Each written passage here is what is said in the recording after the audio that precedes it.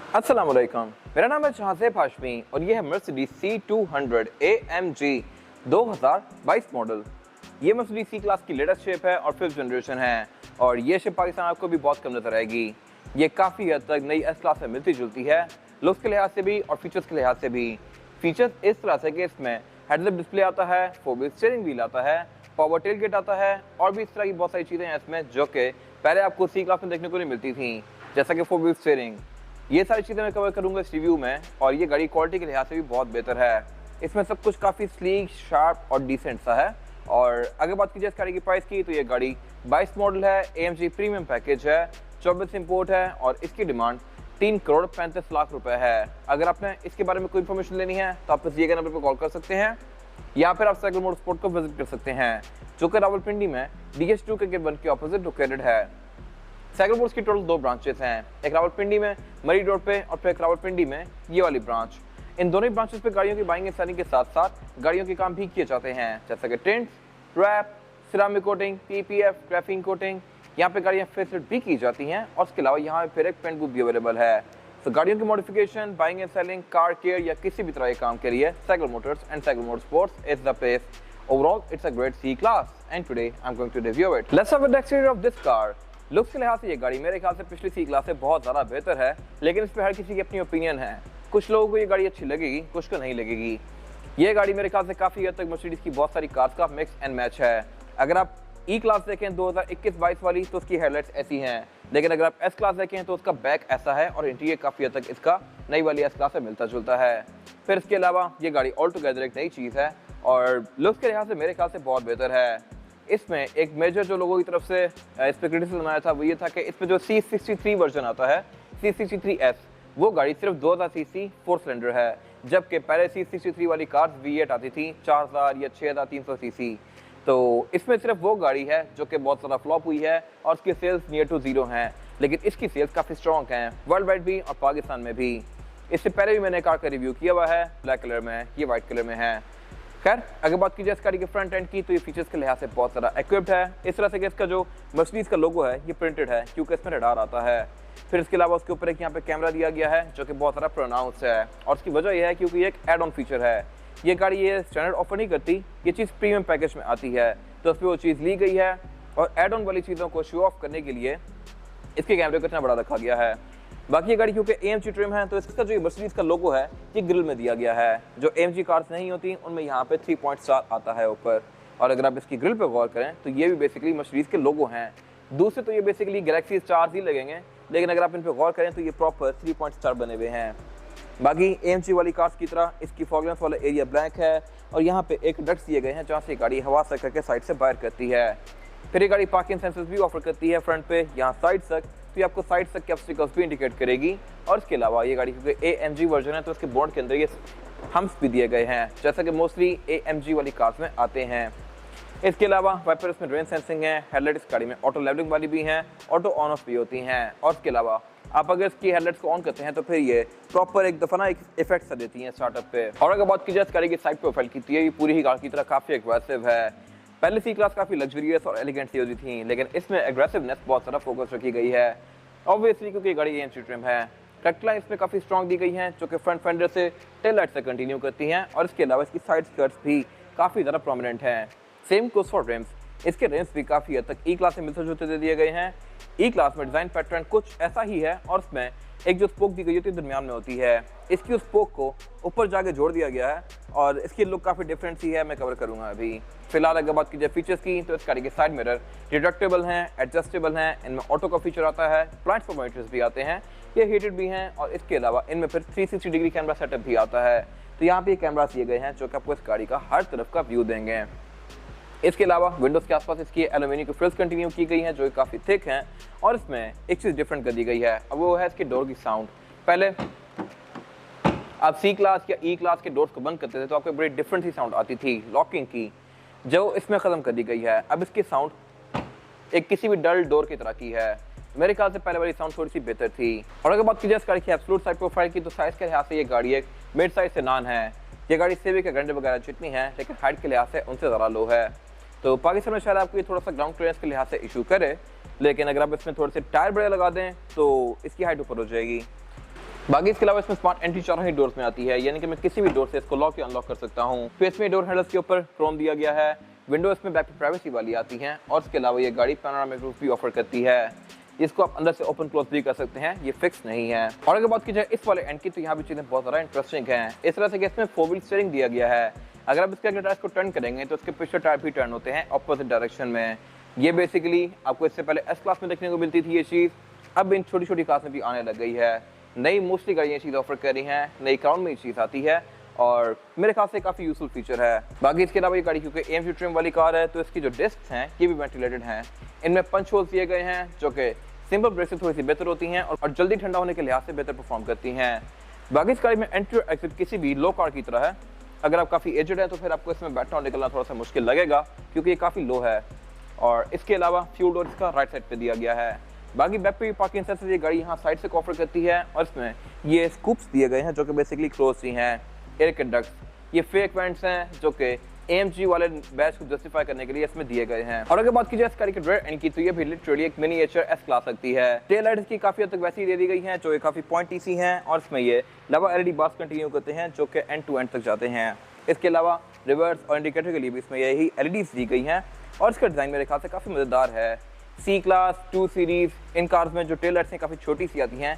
Even अगर आप A3 या 4 भी देखें तो उनकी टेल लाइट्स भी काफी छोटी सी होती हैं। Same goes for this car. इसके अलावा फीचर्स के लिहाज से ये गाड़ी बैक पे बहुत इक्विप्ड है, लेकिन यहाँ पे सिर्फ एक चीज़ बहुत अजीब सी है और वो है इसके एग्जॉस्ट फैंस। ये AMG ट्रिम है, C200 है, बेसिक कार भी नहीं है और प्रीमियम पैकेज भी है, बट स्टिल इसमें एग्जॉस्ट टिप्स जो हैं ये फेक दी गई हैं। इनमें असल एग्जॉस्ट आते नहीं है, ये आगे बंद ही हैं। तो मेरे ख्याल से अगर यहाँ पे असल एग्जॉस्ट आते तो बहुत बेहतर था, पहले आते थे। इसके अलावा ये गाड़ी पार्किंग सेंसर भी ऑफर करती है बैक पे, क्योंकि AMG ट्रिम है तो यहाँ पे ये फेक एयरवेंट्स भी दिए गए हैं। और अगर बात की जाए इसकी ट्रंक की, तो ट्रंक कैपेसिटी भी इसकी अच्छी खासी स्पेशियस है। यहाँ पर आप 4 से 5 लोगों का लगेज इजीली रख सकते हैं और सिंचुरी के लिड को उठा के आप इस गाड़ी का एक स्टोरेज एरिया एक्सेस कर सकते हैं। स्पेयर टायर ये गाड़ी ऑफर नहीं करती, इसमें टूल किट आती है।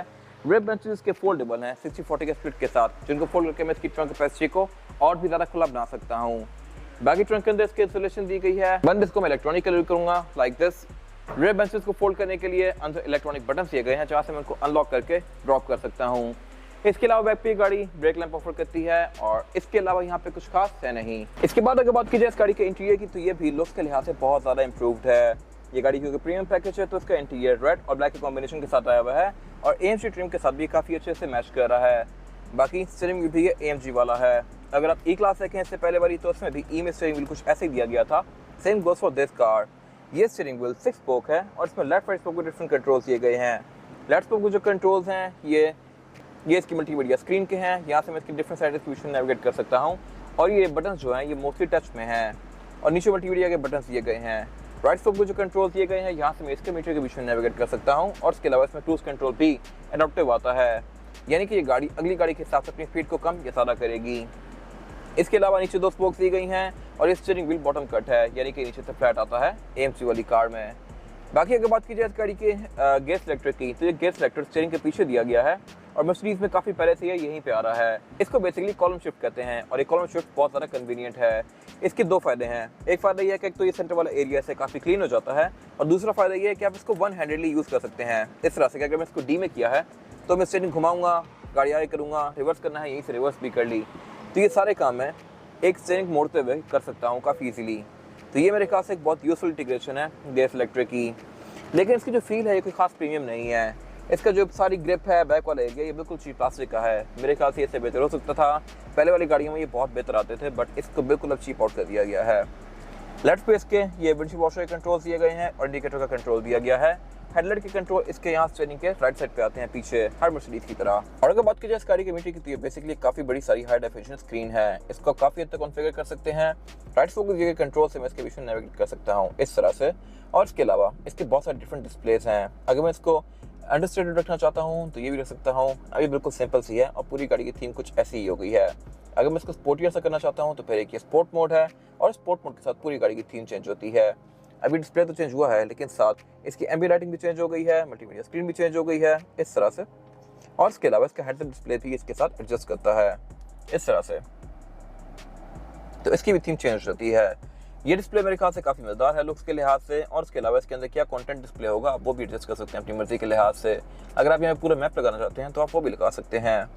ये डिस्प्ले काफ़ी हाई डेफिनेशन है और बहुत ज़्यादा यूजफुल है। इसके अलावा यहाँ पे गाड़ी आपको ट्रेस, एवरेज किलोमीटर पर लीटर, आउटसाइड टेम्परेचर, इस तरह की सारी चीज़ें शो करवाती है जो कि यूजुअली हर कार में आती होती हैं। ये मीटर बेसिकली प्रेजेंटेशन के लिहाज से काफ़ी इंटरेस्टिंग है। ये एक स्ट्रेट टैबलेट है, स्लैब है जो कि स्ट्रेट खड़ा हुआ है और ये काफ़ी हाई डेफिनेशन है। उससे पीछे फिर इसका काफ़ी मैसिव हेडअप डिस्प्ले दिया गया है। इसकी हाउसिंग लिटरली मीटर जितनी है और इतना बड़ा हेडअप डिस्प्ले इससे पहले मैंने BMW i7 में देखा है। i7 या iX का हेडअप डिस्प्ले इतना ही मैसिव था, same goes for this car, और ये बहुत हद तक कॉन्फ़िगरेबल है। इसकी मैं थीम्स को, मोड्स को, गेजेस को, ये सारी चीज़ें काफ़ी हद तक अपने लिहाज से चेंज कर सकता हूँ। फिर इसके अलावा अगर बात की जाए इस गाड़ी के डैशबोर्ड की, तो ये डैशबोर्ड भी बहुत सारे डिफरेंट लेयर्स में है। ये पूरा ही लेदर के फिनिश में है। सेंटर में इसके 3 एयर वेंट्स दिए गए हैं। डैशबोर्ड में भी गाड़ी टोटल 5 एयर वेंट्स ऑफर करती है। इन सारे एयर वेंट्स के अंदर एम्बिएंट लाइट्स दी गई हैं और मैं इनके कलर्स को चेंज कर सकता हूँ। ये एयर वेंट्स टर्बाइन डिजाइन में है और इनकी प्रेजेंटेशन काफ़ी अच्छी है। उससे नीचे इसकी MBUX स्क्रीन दी गई है। ये भी बेसिकली काफ़ी बड़ा सारा टैबलेट है जो कि डैशबोर्ड के ऊपर पेस्ट किया हुआ है। और अगर बात की जाए इसकी मल्टीमीडिया स्क्रीन की, तो इसको मर्सिडीज MBUX कहता है। क्लाइमेट कंट्रोल इसमें यहाँ पे फिक्स ही दिया गया है जिसको मैं इस तरह से एडजस्ट कर सकता हूँ। ये ऑल टाइम आपको विजिबल होगा। इसके अलावा इसमें क्लाइमेट कंट्रोल की 2 जोन्स दी गई हैं, ड्राइवर और पैसेंजर के लिए अलग अलग। और अगर बात की जाए इसकी स्क्रीन की, तो ये भी फीचर्स के लिहाज से बहुत सारा एडवांस है। इसमें Bluetooth, aux, navigation, USB, Android auto, Apple CarPlay, ये सारी चीज़ें तो आती ही हैं, लेकिन यहाँ से आप इस गाड़ी के सारे फीचर्स को ऑन ही ऑफ कर सकते हैं। हेडअप डिस्प्ले में यहाँ से ऑन ऑफ कर सकता हूँ, इसको चेंज कर सकता हूँ, और इसके अलावा गाड़ी के फीचर्स को भी यहीं से यूज़ कर सकता हूँ। अगर मैं होम पे जाता हूँ तो यहाँ पे इसका मैप आ रहा है बेसिकली, जिसको मैं इस तरह से यूज़ कर सकता हूँ। और बाकी होम पे जाके मैं अगर कंफर्ट में जाता हूँ, कंफर्ट एंड कन्वीनियंस पे, तो यहाँ पे इसकी एम्बिएंट लाइटिंग की सेटिंग्स दी गई हैं। एम्बिएंट लाइट्स भी इसमें बहुत ज़्यादा कॉन्फ़िगरेबल आती हैं। इसके मैं कलर्स को अपनी मर्जी के लिहाज से इस तरह से एडजस्ट कर सकता हूँ और इनकी ब्राइटनेस को भी कम या ज़्यादा कर सकता हूँ, लाइक दिस। फिर यहाँ पे इफेक्ट्स दिए गए हैं वार्निंग व्हेन एग्जिट के। ये बेसिकली अगर आप डोर खोलते हैं तो ये फ्लैश करता है रेड कलर की लाइट, ताकि पिछले आने वाले लोगों को पता लगे कि यहाँ पे किसी गाड़ी का डोर खुला हुआ है। फिर क्लाइमेट कंट्रोल के साथ भी ये लाइट्स एडजस्ट होती हैं। अगर मैं इसका टेम्परेचर रेस करूँगा तो ये रेड होंगी, लाइक दिस। अगर मैं कोल्ड करूँगा तो ये ब्लू होंगी, इस तरह से। तो ये क्लाइमेट कंट्रोल के साथ एडजस्ट हो रही हैं। फिर इसके अलावा मल्टी कलर एनिमेशन वगैरह ये सारी चीज़ें मैं यहाँ से ऑन ऑफ कर सकता हूँ। अगर मैं सीट पर चाहता हूँ तो फिर सीट की भी बहुत सारी चीज़ों को मैं यहाँ से एडजस्ट कर सकता हूँ। इसमें सीट्स के अंदर मसाजर भी आता है, ड्राइवर और पैसेंजर दोनों की सीट्स में। फिर इस मल्टीमीडिया स्क्रीन से नीचे यहाँ पे कुछ फिजिकल बटन्स दिए गए हैं। इन फिजिकल बटन्स की जो प्रेजेंटेशन है ये देखने में तो अच्छी है, लेकिन ये काफ़ी फ्लिमजी से हैं। अगर मैं इनको हिलाता हूँ तो ये प्रॉपर हिलते हैं और ये किसी चीज़ सी कार का कंट्रोल लग रहा है। तो मेरे ख्याल से ये इससे बेहतर हो सकता था। सबसे लेफ्ट पे इसका ड्राइव मोड सेलेक्ट दिया गया है। इसमें ड्राइव मोड्स हैं वो हैं eco, comfort, sports, sports plus और फिर इंडिविजुअल। और इसके साथ यहाँ पे फिर इसके पार्किंग सेंस का और 360 डिग्री कैमरास का कंट्रोल दिया गया है। कैमरा सेटअप ये गाड़ी 360 ऑफर करती है और उसके बीच में यहाँ से नेविगेट कर सकता हूँ इस तरह से। इसके अलावा फिर साथ यहाँ पे हेडलाइट का बटन दिया गया है। ये भी मेरे ख्याल से बड़ा अजीब सा है। पहले सिर्फ हेडलाइट वाला साइन ब्लिंक करता था, अब इस कार में पूरा ही बटन ही ब्लिंक करता है और हेडलाइट का साइन बेसिकली इसके ऊपर चिपकाया हुआ है। साथ पे बेसिकली एक फिंगरप्रिंट सेंसर दिया गया है। ये फिंगरप्रिंट सेंसर बेसिकली आपकी प्रोफाइल को स्टोर कर लेता है और मैं जब भी यहाँ बैठ के अपनी फिंगर लगाऊंगा तो ये गाड़ी मेरे हिसाब से सारी सेटिंग्स को एडजस्ट कर देगी। ये अगेन एक बहुत यूजफुल चीज़ है। फिर इसके अलावा यहाँ पे सारा इसका वॉल्यूम रॉकर दिया गया है। ये बेसिकली एक स्लाइडर है, इसको मैं स्लाइड करके वॉल्यूम अप या डाउन कर सकता हूँ और ऐसा नहीं है कि इसको बहुत सारा स्लाइड करना पड़ेगा। इसको मैं टोटल 2 बार स्लाइड करने से इसका वॉल्यूम फुल कर सकता हूँ, 2 बार बैक करने से फुल से इसको बिल्कुल 0 पे ले जा सकता हूँ। और बाकी इसके आसपास वाला सारा एरिया जो है ये टेक्सचर्ड पैटर्न है। सारा इसका इंजन स्टार्ट स्टॉप बटन दिया गया है। ये इंजन स्टार्ट स्टॉप बटन देखने में तो बेसिकली ऐसा लगता है कि इसका रोटेट कर सकते हैं, लेकिन ये रोटेट होता नहीं है, ये फिक्स ही है। उससे नीचे इसका फिर ये इको वाइडनिंग ऑन ऑफ का स्विच दिया गया है और मल्टीमीडिया स्क्रीन से नीचे इसका ये कप होल्डर्स वाला एरिया दिया गया है। ये टोटल 2 कप होल्डर्स ऑफर करती है और इनको मैं अपनी मर्जी के लिहाज से खुला या तंग भी कर सकता हूँ। फिर इसके अलावा यहाँ पे इसका वायरलेस चार्जर भी दिया गया है। मैं कोई वायरलेस चार्जिंग वाला फ़ोन यहाँ प्लेस करूँगा तो वो चार्ज होना शुरू हो जाएगा। और सिर्फ यही नहीं, यहाँ पे इसका प्रॉपर एक कूलर भी दिया गया है। अगर आपका फ़ोन काफ़ी गर्म हो रहा है तो नीचे इसके एक ट्रे दी गई है और उस ट्रे में प्रॉपर एयर वेंट है, जहाँ से गाड़ी उसके अंदर हवा थ्रो करती रहेगी और फ़ोन ठंडा रहेगा। ये बेसिकली एक अलग से जगह दी गई है और यहाँ पे आप फ़ोन रख के इसको अगर बंद कर देंगे इसकी लिड को तो फ़ोन आपका पड़ा होगा अंदर ही, और अगर वो गर्म हो रहा है और ओवर हीट हो रहा है तो फिर वो फट भी सकता है। तो बेसिकली उस चीज़ को अवॉइड करने के लिए यहाँ पे प्रॉपर एक वेंट दिया गया है। फिर इसके अलावा यहाँ पे एक C2C पावर आउटलेट भी दिया गया है। उससे पीछे इसका सेंटर कंसोल दिया गया है जो कि स्प्लिट में है। बाकी अगर बात की जाए इस गाड़ी की सीट्स की, तो सीट्स इसमें डुअल कॉम्बिनेशन में है, रेड और ब्लैक के। ये सीट्स लेदर की हैं, इसमें एडजस्टमेंट्स काफ़ी सारी आती हैं और इसका जो एडजस्टर है ये दोनों ही डोर्स में दिया गया है। इसके जो एडजस्टर हैं ये भी काफ़ी डिफरेंट हैं एज़ कम्पेयर टू पहले वाली कार्स। ये मूव नहीं करते, अब इसको अगर प्रेस करेंगे तो ये अपनी जगह से हिले बगैर वहीं पे ही सीट को एडजस्ट करना शुरू कर देगा। अब जैसे मैं हेडरेस्ट को ऊपर की तरफ करूँगा तो ये इसका सेलेक्टर जो है मूव नहीं हुआ, लेकिन मेरा हेडरेस्ट ऊपर जा रहा है। फिर इसी तरह मैंने अगर आगे पीछे करना है तो वो भी मैं इसको मूव किए बगैर कर सकता हूँ। इसके सारे कंट्रोल स्टैटिक हैं। फिर इसके अलावा इसमें फ्रंट दोनों सीट हीटेड आती हैं। वेंटिलेटर वाला ऑप्शन ऑफर होता है लेकिन इसमें लिया नहीं गया। बाकी इसमें ड्राइवर और पैसेंजर दोनों की सीट में मेरे फंक्शंस दिए गए हैं। डोर एंड लॉकर्स के काफ़ी इंटरेस्टिंग से हैं और इसका पूरा एरिया ही ग्लो करता है। इसके आसपास भी एम्बिएंट लाइटिंग दी गई है।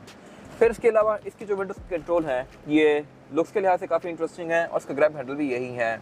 इसको मैं यहीं से ही ग्रैब करके ओपन या क्लोज कर सकता हूँ इसके डोर को, और इसकी फील भी काफ़ी मज़ेदार है। सारी विंडोज सिंगल टैप वाली हैं और ये विंडोज हैं भी डबल ग्लेज, यानी कि थिकनेस के लिहाज से ये आम गाड़ी की विंडोज से डबल हैं, तो बाहर का नॉइज़ ही काफ़ी हद तक गाड़ी के अंदर कम कर देती हैं। फिर इसके साइड मिरर रिट्रैक्टेबल आते हैं, यानी कि मैं इनको गाड़ी के अंदर बैठ के फोल्ड और अनफोल्ड कर सकता हूँ। ये साइड मिरर ऑटो डिमिंग वाले भी हैं, यानी कि अगर पीछे से तेज़ लाइट्स आएंगी तो ये डिम हो जाएंगे। इसके अलावा साउंड सिस्टम ये गाड़ी बर्मेस्टर को ऑफर करती है। वारंटी मिरर ड्राइवर और पैसेंजर दोनों के लिए दिए गए हैं और में लाइट भी आती है जो कि ऑटोमेटिकली ऑन होती है इस तरह से। बाकी एयरबैग की टोटल 10 ऑफर करती है और इसमें फिर सेंटर में ये रेडमी मिरर दिया गया है जो कि अगेन ऑटो डिमिंग वाला है। फिर उससे पीछे इसकी ये कैबिन लाइट्स दी गई हैं जिनको आप टच से ही ऑन या ऑफ कर सकते हैं लाइक दिस। ये अगेन मेरे ख्याल से एक नीट इंटीग्रेशन है। और इसके अलावा इसका जो पैनोरामिक रूफ का ओपनर है ये भी स्लाइडर वाला है। इसको मैं स्लाइड करके इसकी सन रूफ को ओपन या क्लोज कर सकता हूँ इस तरह से। और बाकी इसके अलावा यहाँ पे कुछ खास है नहीं। इसके बाद अगर बात कीजिए इस गाड़ी में रेड पैसेंजर्स के लिए सीटिंग कैपेसिटी की तो ये बैक पे बस ठीक है। मेरे पास लेग रूम यहाँ पे बिल्कुल पूरा है, लेकिन हेडरूम का कोई खास इशू नहीं है। तो यहाँ पे मेरे ख्याल से नॉर्मल हाइट के लोग बैठ सकते हैं 5'7", 5'8" के, लेकिन अगर यहाँ पे कुछ 6 फुट प्लस का बंदा बैठ गया तो उसको बैठने में मुश्किल होगी। बाकी इसमें 2 ही लोग कंफर्टेबली आ सकते हैं, 3 लोग बैठना चाहें तो बैठ जाएंगे, लेकिन ज़्यादा कंफर्टेबल नहीं होंगे क्योंकि एक तो इसमें सीट सेंटर से रेस है और इसमें बैक पे काफ़ी बड़ा हम्प आता है, तो यहाँ पे थर्ड पर्सन को पाँव रखने में भी मुश्किल होगी और बैठने में भी। तो ये गाड़ी बैक पे बेसिकली 2 लोगों के लिए डिज़ाइन की गई है। ये मेरे ख्याल से एक वियर्ड चीज़ है। बाकी अगर बात की जाए फीचर्स की तो ये बैक पे डिसेंट दिए गए हैं इस तरह से कि इसमें 2 एयर वेंट्स आते हैं रेयर पैसेंजर्स के लिए, ड्रॉर्स आती हैं, सेंटर कंसोल आता है जिसको निकाल के मैं इसमें से 2 कप होल्डर एक्सेस कर सकता हूँ। अगर मैं एक बार दबाऊंगा तो एक पेन होल्डर निकलेगा, दूसरी बार दबाऊंगा तो फिर कप होल्डर्स निकलेंगे लाइक दिस, और इसको मैं आर्मरेस्ट यूज़ कर सकता हूँ। इसके अलावा बैक पे इसमें 3 हेडरेस्ट आते हैं रेयर पैसेंजर्स के लिए, सीट बेल्ट आती हैं, आइसोफिक्स के पोर्ट्स आते हैं, स्पीकर बैक पे बर्मेस्टर के दिए गए हैं, एम्बिएंट लाइटिंग सिचुएशन भी काफ़ी इंटरेस्टिंग है। और इसके अलावा ग्रैब हैंडल भी बैक पे फ्रंट की तरह ही काफ़ी इंटरेस्टिंग से हैं, क्यूट से। बाकी ऊपर यहाँ पे इसकी ये पैनोरामिक रूफ दी गई है। कैबिन लाइट्स इसकी एलईडी में आती हैं जिनको मैं इस तरह से ऑन या ऑफ कर सकता हूँ लाइक दिस। इसके बाद अगर बात की जाए इस गाड़ी के इंजन की तो इंजन ये गाड़ी 2000 सीसी ऑफर करती है। ये C200 है, इसमें इंजन 2.0 है और ये इनलाइन 4 सिलेंडर है।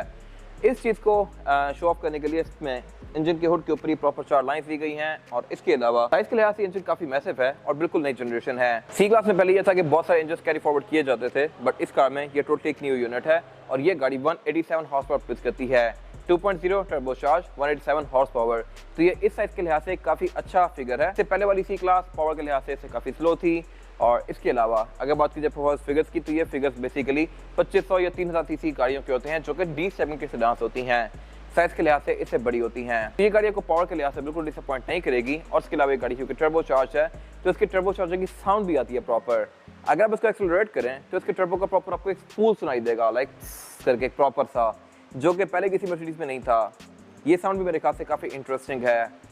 इसके अलावा ये गाड़ी 2.0 होते हुए भी बैक पे एग्जॉस्ट एक ही ऑफर करती है और इसकी जो बैक पे 2 एग्जॉस्ट चिप्स दी गई हैं ये बेसिकली फेक हैं, फंक्शनल नहीं है, एग्जॉस्ट इसका एक ही आता है। बाकी ट्रांसमिशन इसमें ऑटोमेटिक ही आती है। ये गाड़ी ABS, traction control, drive modes भी ऑफर करती है और अगर बात की जाए एवरेज की तो ये आपको तकरीबन 10 से 12 तक की एवरेज दे सकती है, जो कि डिसेंट है बॉडी साइज के लिहाज से।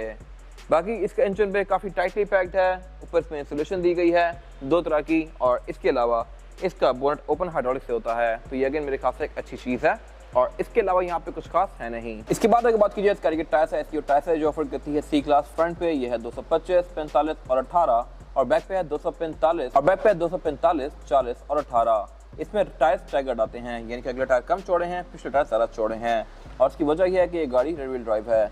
इंजन की सारी पावर बैक पे जाती है तो उस पावर को अकोमोडेट करने के लिए पिछले टायरों को बड़ा रखा गया है और बैक से बड़े टायर लगते भी अच्छे हैं। तो बाकी ये रिम्स AMG वाले हैं और में एक काफ़ी बड़ा सारा एक ग्रे कलर का एरिया दे दिया गया है, जिसकी वजह से इसकी लुक थोड़ी छोटी आती है। मेरे ख्याल से इससे बेहतर हो सकते थे, बट खैर ये रिम है नए और नई मोस्टली कार्स में आपको ऐसे रिम नज़र आने शुरू हो जाएंगे। बाकी ये गाड़ी क्योंकि AMG ट्रिम है तो इसमें फिर डिस्क भी वेंटिलेटेड आती हैं। इनमें पंच होल्स दिए गए हैं जो कि ब्रेक को जल्दी ठंडा होने में काफ़ी हेल्प करते हैं। फिर इसके ब्रेक कैलिपर के ऊपर ये मर्सिडीज बेंज की बैजिंग दी गई है। हाइट के लिहाज से गाड़ी काफ़ी लो है। टायर और बॉडी में बेसिकली सिर्फ 2 से 3 उंगलियों का फ़र्क है। लोग गाड़ियाँ ड्रॉप करवा के नीचे करवाते हैं, ये गाड़ी कंपनी से ही नीचे आती है और इसके अलावा यहाँ पे कुछ खास है नहीं। ये था आज का रिव्यू। अगर आपको ये रिव्यू पसंद आया है तो इस रिव्यू को लाइक कीजिए, मेरे चैनल को सब्सक्राइब कीजिए और अगर आपके पास गाड़ी से रिलेटेड कोई भी राय है तो उसको कमेंट सेक्शन में शेयर जरूर कीजिएगा, ताकि वो लोग जो ये गाड़ी लेने वाले हैं वो आपकी राय से फ़ायदा उठा सकें। अपना ख्याल रखिएगा। Thank you.